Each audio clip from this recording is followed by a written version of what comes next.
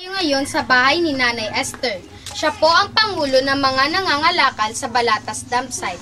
Kung inyo pong mapapansin, nandito rin po yung kanyang mga nakalakal. Tara, kausapin natin siya.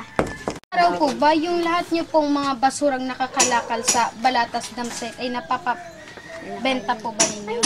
Yung iba yung kalakal, mabibinta. Pero yung mga ganito, hindi. Buwanan na ito. Ano pong ginagawa? Mga buwanan na ito kinukuha dito. Lahat po ba ng mga residente dito ay may natitipon pong ganito mga basura? Oo, iniipon. Saan po ginagamit? Dinadala yan sa kusina. Dinideliver namin sinasakay sa pinuli. Paano niyo po ito Doon namin binibinta. Paano niyo po ito ipinapabili sabay-sabay po ba o hiwa-hiwalay? Sabay-sabay lang yan. Hinahalo niyo na po ng Halo-halo. Pero kada mayroon magpag-aaral nito, mayroon din lista. Katulad ko, mayroon din akong lista nito. Yung sa kanya, mayroon din siyang lista. Yung sa kanya, mayroon din yung lista. Kung lima katao, pagdating yan galing sa kusina, hati-hati yan sa 5. Kung marami sa'yo, marami naman. Kasi kita naman sa kilo. Kita naman niya kung marami ang pinadala mo, marami din ang kita mo. Kung kaunti, di kaunti din ang sa'yo. Kinikwenta kasi yung kung magkano yung sa'yong nadala. Yan nga binabasihan. yung pala po yung basis ninyo para mahati-hati yung mga Oo, yung hati. Kung marami ang din na pinadala mo, marami din nakalagay doon sa kilo. Kung mga 100 kilos, sa kanya 50 kilos lang. Siyempre, mas marami yung 100. Marami din ang pera, no?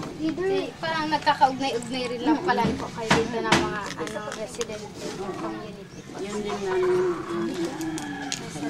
Mapira na ako kanina. kabuhayan dito sa basura.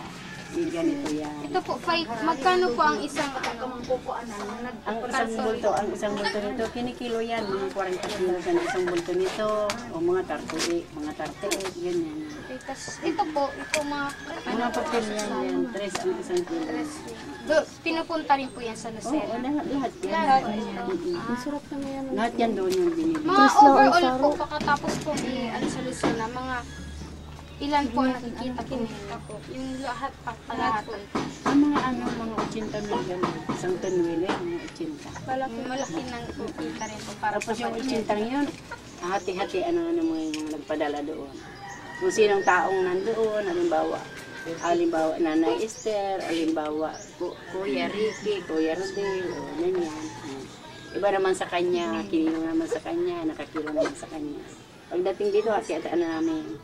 O sa'yo, 100 kilos, babagito na yun kung magkano yung lahat, ibigay na sa kanya. Kung minsan, naka-12,000 siya, minsan naman yung isa 8,000, minsan naman yung isa 20,000, di naman para-pares kasi pag marami, padala mo nito, marami na ang pera mo. Pag kaunti naman ang pera mo. Salamat po. Salamat po ulit.